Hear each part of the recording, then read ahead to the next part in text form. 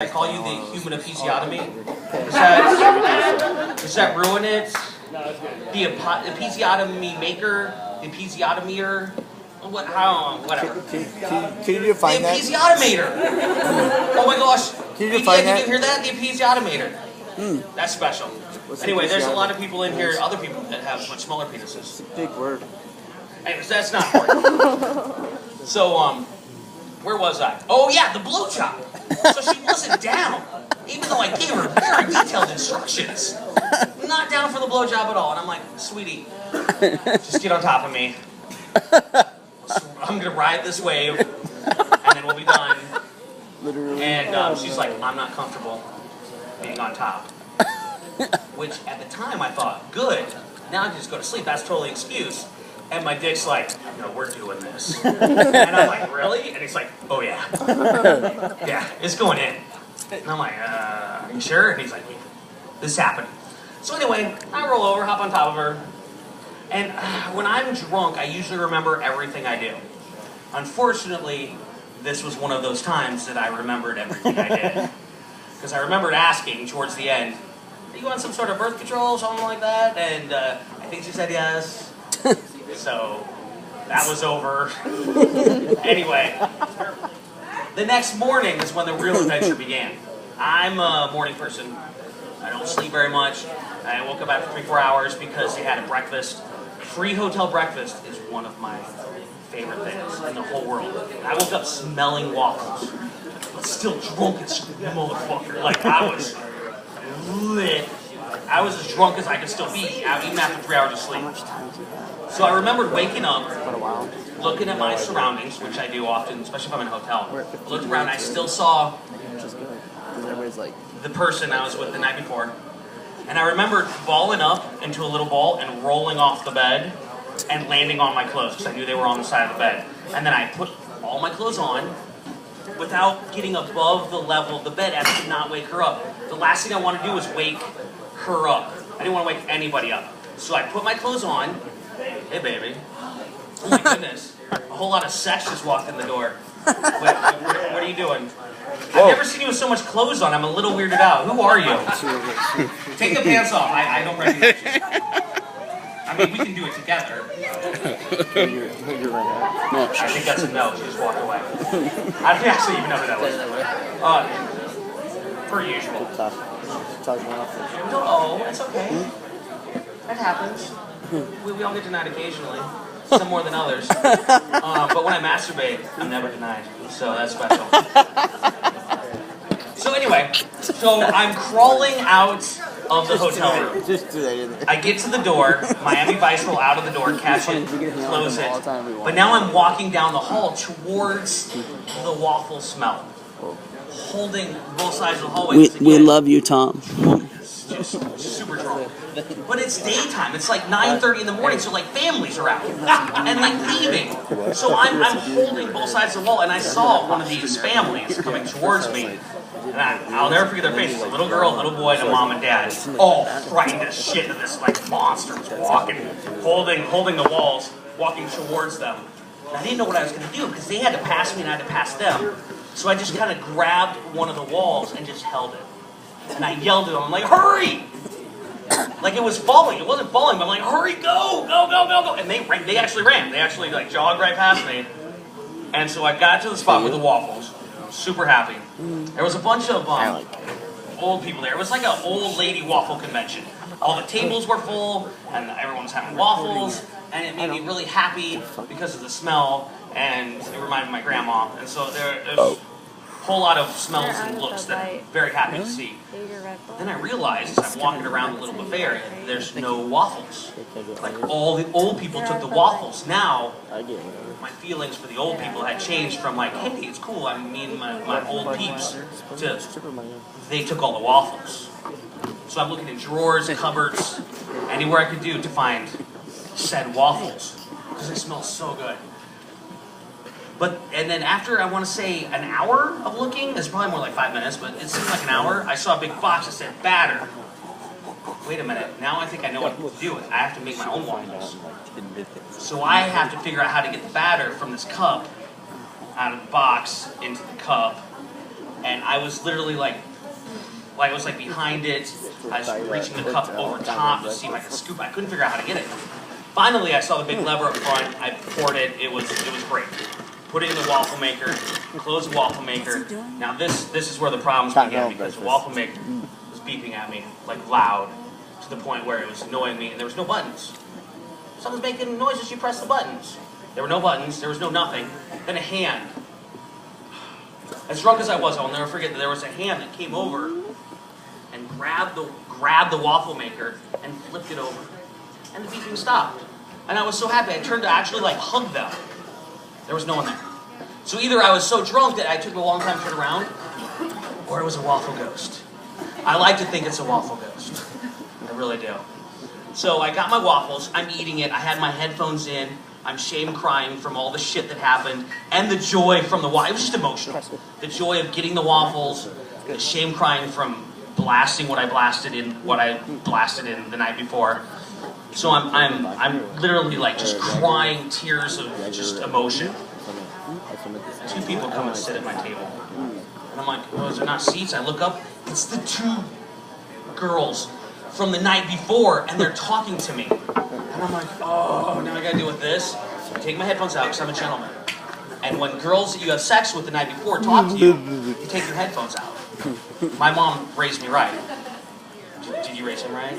I bet you did. Anyway, that was creepy. I'm sorry about that. So creepy. Yeah, so creepy. Dude, the next thing I'm gonna talk about is way creepier, dude. It involves fish, a stick, it's a squirrel, it's ridiculous. So they're talking to me literally about the weather. And I'm kind of mad. I'm just like, if we're gonna talk, let's talk about something decent. I might pee myself. Then my friend that was in the other bed doing other things to the other girl comes down. It's sour, dude. And walks and sits next to me. And I'm like, dude, do you want waffles? Asparagus, that's why. Yes, I'm like, I know how to make those. I jumped up, made him waffles, got him juice, got him everything, set him down, and I left him alone with them and ran back to the room so I could just go back to bed. I'm just like, I ate my waffles, I had my shame cry, I dealt with what I need to deal with, I'm gonna go to bed. Now I open the door to the hotel room, because we're in a hotel, and it's wet. Everything is wet. Apparently my friend took a shower. He's, I don't want to call him retarded, because that would be a shame to people that are retarded. Because he's not smart. So he took a shower with the curtains on the outside and flooded the whole room. So I go into this swamp. It's like Vietnam in there. I go in there and I go to hop in my bed. The buddy that was in the corner in a chair was now in my bed. So I'm like, that's fine. I'll go sleep in my buddy's bed, the bed next to me. But there were speckles of blood on his pillow, He's not gaining more. which was weird. So I lifted the sheets down, and there was more blood. I don't know if you guys seen The Godfather, but that was what it was like. I lifted it up, and there was just blood, just blood, like someone died. I had seen everybody from the night before, Horse head. so I knew no one died. So I pull back the sheet itself, or the mattress, and then I pull back like the mattress topper. Still blood on the mattress, like a bucket, like someone put a bucket of blood on that. And then right then, my friend and the two girls came in the room. I was actually scared from all the blood and jumped in the other bed and cuddled with my friend, kind of spooned him and pulled the covers up over all of us. Kind of hiding, I think, from the blood situation. They talked, they left. I pulled the covers back and yelled at my friend, "What the fuck is that? What is that?" And pointed at all the blood. And he pointed back at me and he goes, "What the fuck is that?" Me cuddling with my friend. And I go, "Never mind this. Let's talk about that." We ended up actually flipping the mattress over. The lady that he was with was an older gal. I'm going to say 65. He said she hadn't had sex in over 20 years. I'm guessing, now I'm not a doctor, Take a look. that she regrew her hymen. Oh, where's the episiotomy? He would know about this. Outside. He's outside. Yeah, had to take a shit. Oh. He gets embarrassed and leaves. But I think she regrew her hymen and he broke it. And there's just blood everywhere. Cherry? So anyway, Cherry? we flipped the mattress. They charged us credit card. I don't remember You how would much. know. It was a lot. No. a month and a half to 2 months later, we didn't. Oh, I by like the way, we didn't talk about this experienced stuff hardly anybody. Me I didn't too. tell hardly anybody about the whole night, like the Anyone's whole first or last. 24-hour situation was bad. I get a text. I want to say a month and a half to 2 months later, saying, "Hey, this is Jane from Sioux Falls. I haven't had my period.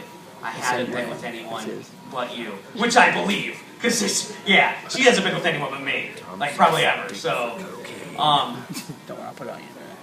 Oh, great. I'm freaked out. Now I have like possibly a child in South Dakota. Who wants that? And I don't have $350. North Dakota. Oh, my goodness. Oh, you got it. Abortion joke. Abortion. Must be cheap up there. So I don't have the $350. Well, I don't want to give Been to someone Bellevue, huh? $350. And I might have a kid. So now I'm getting this text, and I'm like, So I respond. I'm like, "Hey, I've never been to South Dakota." And she says, "Your name is," and she said my name and my address and all these details about me. And I respond. At that point, there's nothing I can do. So I just basically told her, "My name's Phil," which is not my name. And she said, "It's okay. I'm scared too. I'm here. We need to talk." And she knows my address, so I'm like, she's outside my door.